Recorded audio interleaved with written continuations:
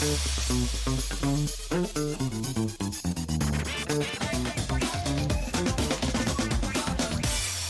there, welcome to Most Buffalo. I'm Lauren Hall, and thanks for being with us here on WGRZ+. It is a busy month of December, that's for sure. Jam-packed with holiday events, and a popular holiday market is returning to downtown Buffalo next weekend. We are talking about the Tipsy Tinsel Market, and this one is billed as the city's only party market. It's back for its third year. It's a free event, and it takes place next Saturday at the Statler on Delaware Avenue. Here to tell us much more are Jillian Baker and Grace Fredericks. Thanks for being here, Jill and Grace. Thank you for having us. And Jill, people might recognize you from our segments at Fally Allen for the last couple holidays, and you're here to kind of represent a different side of your business. So tell us a little bit about the market and how it got started.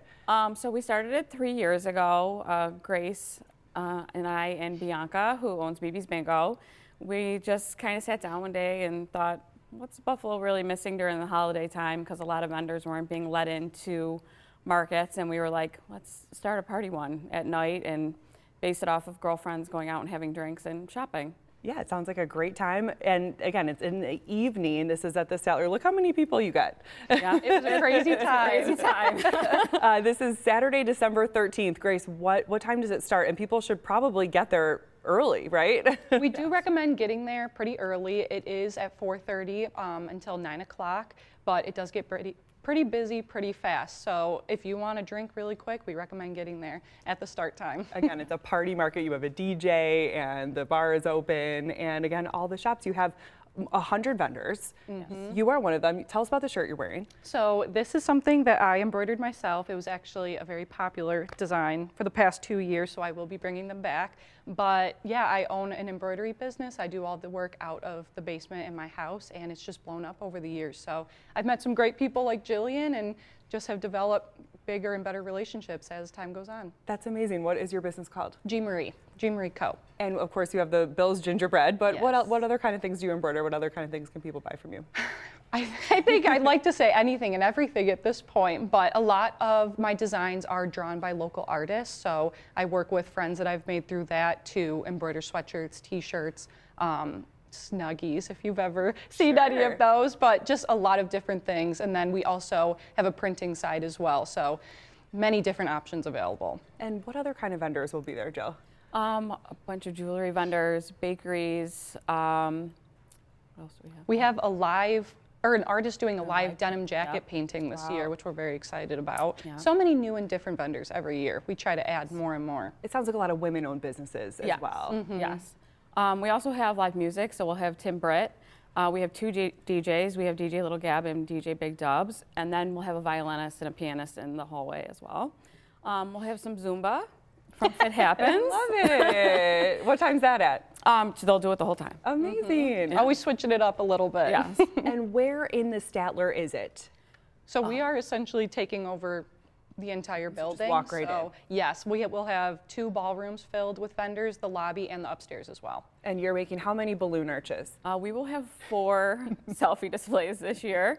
1 will be in the main lobby area, and then 3 will be downstairs in Rendezvous, which is their basement club, which we're actually turning into Club Christmas.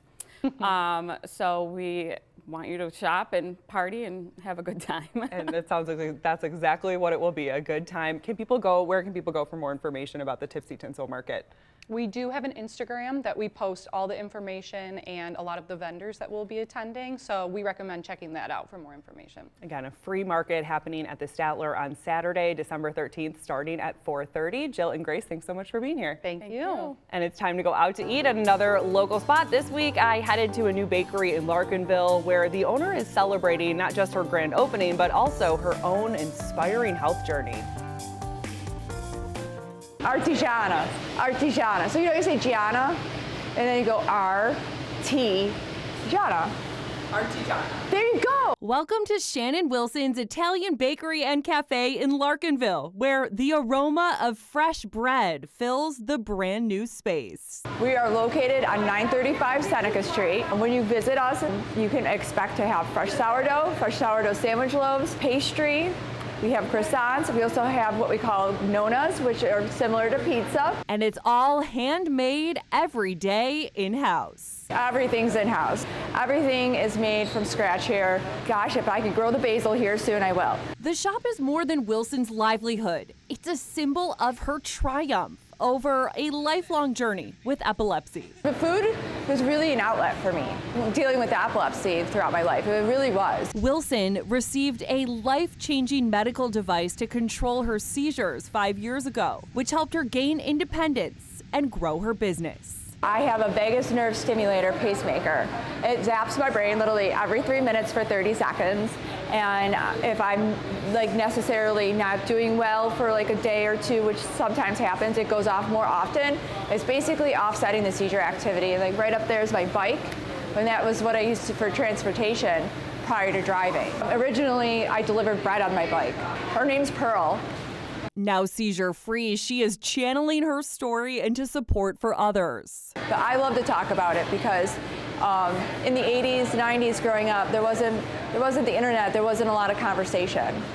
So, I felt really alone with that. And she hopes this space becomes as encouraging to others as the kitchen once was for her. So this is the icing on the cake. That's what this is. Except we're gonna make everybody else who works here better than me. That's the goal. Artigiana is open Wednesday through Sunday at 7:30 a.m. And there's much more to come here on Most Buffalo, including how you can be part of an effort to bring the world record for the largest chicken wing eating contest to Buffalo when we return. We're back now on Most Buffalo, highlighting another Buffalo holiday tradition, and this one comes with a world record twist this year. So organizers of a local holiday charity event are trying to bring the Guinness World Record for the largest chicken wing eating contest home to Buffalo. This is all happening December 20th at the Buffalo Convention Center, and here to tell us more is Nick Revelis, the president of the Revelis Family Foundation. Nick, thanks for being here on Most Buffalo. Thank you so much for having me. And thanks for bringing the festiveness as well. Always, yeah, a little Christmas and chicken wings. Yeah, you have a chicken wing pin on. So tell us what you're trying to do on December 20th. Yeah, so this year we're going to be hosting the third annual Not So Silent Night. Every year we've done this. It's a giant Christmas party to bring people together at the holidays and talk about mental health, raise money and awareness for Horizon Health's Team Mental Health Program. This year we got a little bit of a twist though. So currently right now the record for the world's largest chicken wing contest, it's held by Amazon and Jeff Bezos. I'm a firm believer that this belongs in Buffalo, and so what better way to break the stigma that comes with talking about mental health than bringing a chicken wing world record to Buffalo. So we're going to still host a Not So Silent Night. We're going to host this contest there, and hopefully we bring a lot of people there and raise a lot of money and awareness. So what can people do if they want to get involved and help get this record? Yeah, so there's a lot of different ways to get involved. We are still looking for people to be in the contest. Again, the goal right now, Amazon had 397 people. We want 500 people eating wings at once. The goal, it's a 5-minute contest. You can have 5 wings or 50, but for it to be a Guinness World Record, we need to be actively participating for those 5 minutes. So they can be in the contest. It's $50. And with that, it's a chance to be a part of a world record. There's food, there's an open bar, drinks, dancing, a lot of local vendors like 26 Shirts, Lucky Wing, TSC Buffalo, and a lot of great partners we're working with. And again, it's a giant Christmas party and we're raising money for mental health. So you could be a part of the record. You could come watch if you'd like, but it's going to be fun for the entire family. We encourage everyone to come down. And 5 minutes isn't so bad. Not so bad. It's not like what you watch at the chicken wing eating contest at Salem Field. It is not like that, although we are working really closely with Drew Cerza and his team to pull this record off. Yeah, they know what they're doing. Yeah, when you're talking thousands of chicken wings like that, it's something that we're not experts in, but luckily, like I said, a lot of great partners coming in, like Picasso's, Wingnuts, Tops, Wegmans, Barbell, Imperial. So it's really cool. The community's coming together, and it's for a really good cause. So now we just need the people to eat. Yeah, it really is for a good cause. If people want to just come down and cheer or participate in the party, what can they expect and what can they do? Yeah, so I mean, like I said, you can be a part of the contest, but if you want to be a spectator as well, we're going to have a lot of great local vendors there kind of selling goods. There's a lot of drinks, there's a lot of dancing, there's some Nickisms that I like to say. Last year we had an elf on stilts, we had fireworks. We had the Bills Stampede drummers, so lots of little things like that to kind of keep you on your toes. And again, we want people to have a lot of fun, and we want to start those conversations. If you're struggling, there are resources out there like Horizon, and that's what we do it. And we know the money goes towards teen mental health at Horizon. So is this an all ages party? Are the teens invited as well? Yeah, so to be in the contest, you have to be 14 years or older. But if you want to come and watch the event, again, we're encouraging everyone, their family and friends to come down. And again, it's going to be a great party. It's a lot of fun, but this is specifically helping teens in Western New York that are struggling. The program's in over 40 schools in Buffalo right now. So the goal is we break this world record and we can help even more. One more question. What do you wear to a chicken wing eating contest with a Christmas twist? A Bills jersey? It's a great question. We are telling people to dress festive, business casual, festive, whatever you want to wear. 26 shirts, actually a great partner, Del Reed. They're designing the official shirts for the record attempt. They'll also be selling them that night. So it's actually like a chicken wing Buffalo Bills themed shirt.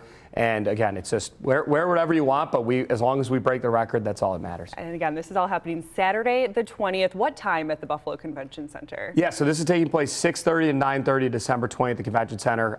Deadline to sign up is coming up this Saturday. So if you want to be a part of history, tickets are on sale till Saturday. But if you want to just come watch, we'll be selling them all the way up until the door. And you can find out about it on our website, revelisfamilyfoundation.org. We have stuff on Instagram and Facebook as well. And that's where you can get the tickets as well? Yep. All right. Nick Revelis is the president of the Revelis Family Foundation. Thanks so much for being here. Thank you for having me. We can't wait to see how it goes. We hope we're reporting on a world record in a couple weeks. I hope so too. I hope so too. And we can't wait to hear how many chicken wings it takes either. Thank you so much, Nick. And when it comes to the holidays, nothing is quite as nostalgic as a toy store. Our Kevin O'Neill takes us to a locally owned shop at the Eastern Hills Mall where you can check off almost everything on your child's wish list. We're going to meet a couple friends here. We're going to meet a human second, but first, a chameleon named Raph. This is a children's book, actually a series of books about Raph and friends. That's Raph. Who are the friends? You are the friend. Aha! The customers, the public, you are the friend. Raph and friends. Kim Nelson, children's author and toy store owner. Now, you've been around for a while. Yes. And I say that in a good way. You're a tenured you're a tenured toy store. I am. But the new location now, how long have you been here? I have been in this location for almost 2 years. We're at the the Eastern Hills Mall. This is the Duff's Wings entrance near Yes. Transit Road. How's it going? It's doing better and better every Good month. for you. I love the locally owned toy store. There's nothing like walking into a locally owned toy store and you could talk to the owner. Yes. People come in with questions. A lot of people come in with questions, looking for ideas for grandkids, their children, relatives, and I try to assist and help. If they want it, sure. What's the advantage of buying from you, or what's of buying local?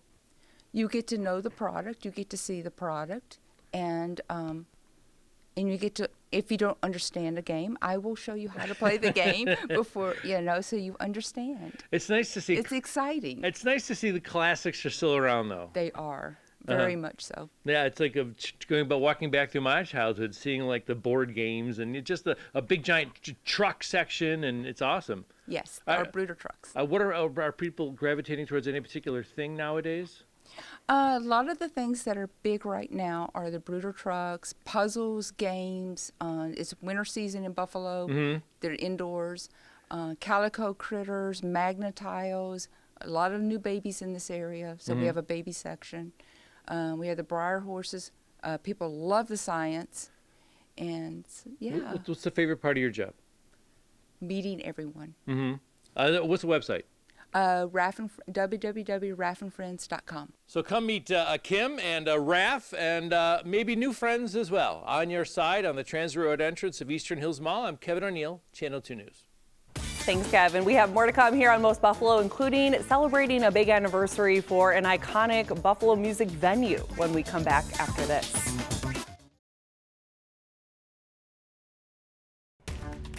We're back now on Most Buffalo with a big anniversary for a legendary venue in Buffalo's theater district, one that has become a favorite for both concert goers and performers. Our Pete Gallivan takes us inside the town ballroom in downtown Buffalo.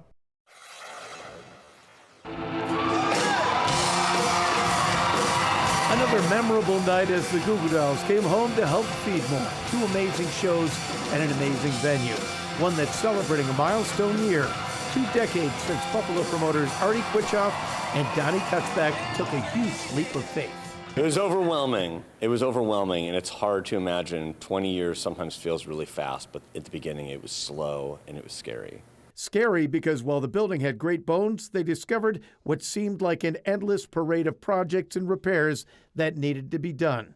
Everything from the roof to the basement, audio to the plumbing, and now countless shows, events, and artists later, they look back with gratitude. The fact that we've been able to achieve what we really hoped for in 2005 and 20 years later I think it's pretty special. Gratitude to the music lovers who have come out and the bands who put themselves out there, many before they hit big. The Jonas Brothers, you know, I remember Donnie saying, man, the Jonas Brothers, they're really good. They were the opening act. Yeah. And a big part of what makes it special is what made it special. The long storied history of the place. It was the town casino from the 40s to the 60s, hosting musical greats from Frank Sinatra to John Coltrane, Nat King Cole to Les Paul, and attracting the famous and infamous. Legend has it, Al Capone had gambling rooms down here in the basement. But it's that spirit and the feel of the room that endears itself to legendary musicians of today, like Mike Ness of Social Distortion, and singer, writer, and actor Henry Rollins. I mean, it's small, it's hot, it's intimate, it's loud, and I mean, it's everything you would want in a rock and roll show, so. When you're standing here on the stage, you can look and you can see the person's face in the very back row. There's not a lot of rooms you can do that in. I always found the way the stage relates to the audience very unique.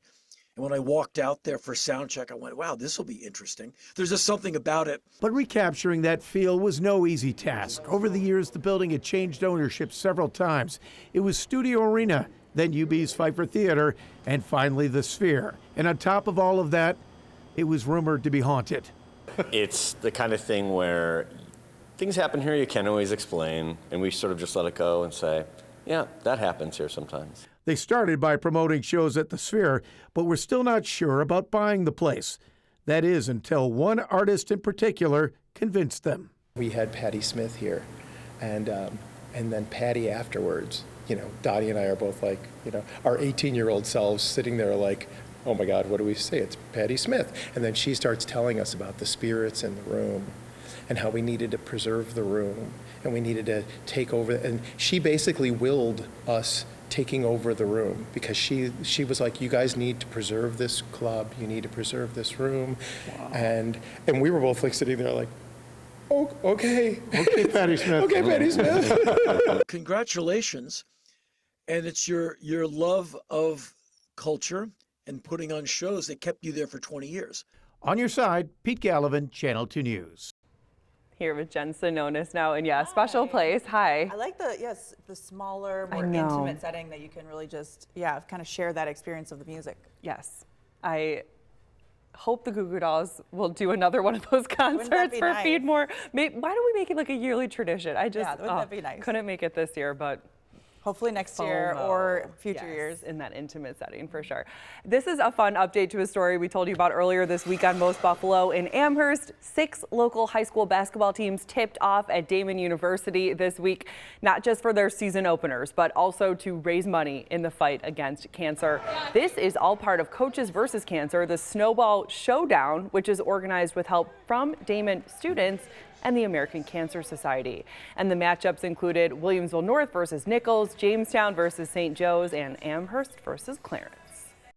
Personally, I think it's great that we've got 6 local high schools that have all come together to do something that they know is great. It's for the greater good, right? They're learning about being a good person and raising money for those that are less fortunate. And before taking the court, players filled out I Play For signs, honoring loved ones battling cancer or those they have lost. All ticket sales go straight to the American Cancer Society. Looks like a great night of basketball at Damon University for a good cause. And the snowball, I like the that. Snowball that Showdown. Yes. Yeah. And from basketball to the ski trail at Damon University, the Buffalo Nordic Ski Club hosted an open house this week to introduce more Western New Yorkers to cross-country skiing. The club has been around for more than 4 decades and says its goal is simple: to help people enjoy winter instead of hiding from it. The group offers weekly outings, monthly events, and welcomes members of all ages. anyone in the Buffalo, Western New York area. We have approximately 150 or 200 members in the club, all ages. And we just go different places, 2 different tours each week. We have free ski lessons. We have a trip to Vermont in February.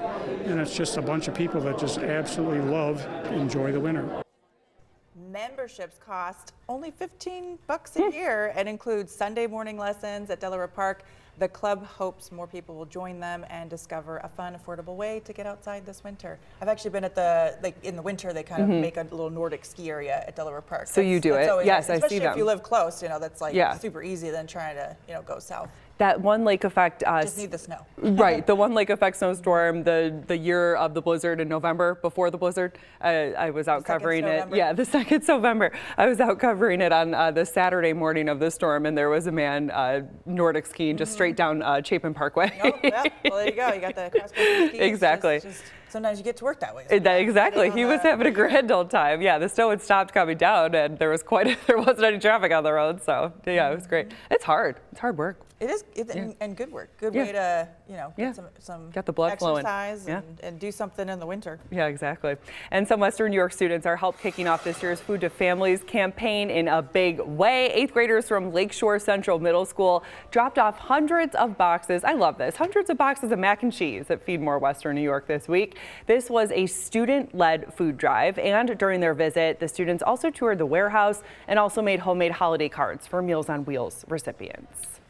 I think it's really important for people to have cards and inspiration from others, because I feel like if they don't have it at home, we should give it to them. The people that we would donate to might need a pick-me-up, and that's what we're doing. We're giving them food and pick-me-up so they can feel good about themselves.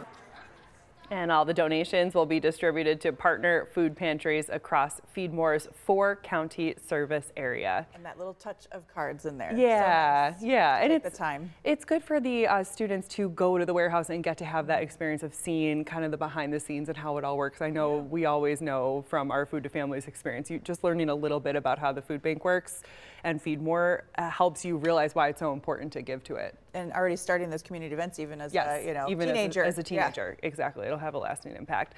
Finally today on Mo's Buffalo, a Kenmore family is giving back to patients at Oshai Children's Hospital for the holidays. Our Kelly Dudzik has more on how they are expanding their efforts this year. The Mastrangelos are ready for Christmas as they pay it forward. Mom, Dad, Tino, and Gigi are busy collecting toys for Oshai Children's Hospital. For them to save his life and him to be so healthy, you would never know walking out of it, how serious he was in a medically induced coma and on a ventilator. And I know, buddy. So for him to be, thriving and doing so well, we wanted to give back to a place, and what better way to do it for the kids, because they saved our kid's life. When Tino was just 2 months old, he got very sick with RSV and ended up in the PICU for 12 days. It became our second home. Everyone there became our family. We knew everything about them. They knew everything about us. They had the idea last year to start the toy drive with friends and family donating.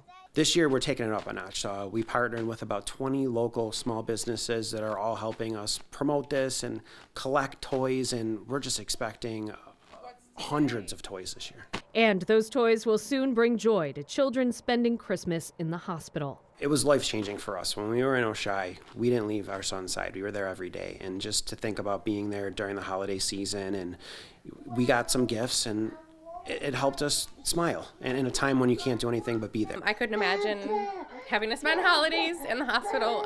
So if we can do something to give back to the people and the place that really saved his life, and put a smile on one kid's face, being in there is really crappy. So it makes it all worth it for us. On your side, Kelly Dudzik, Channel 2 News.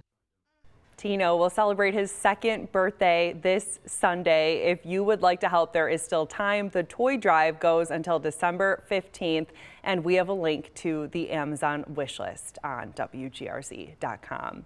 And that'll do it for this edition of Most Buffalo. Thanks so much for joining us. We'll see you back here on Monday at 2:30 for another live show. You can always catch up on demand, though, right here on WGRZ+. Download on your TV and watch for free. Thanks again for joining us. Have a great day and a great weekend.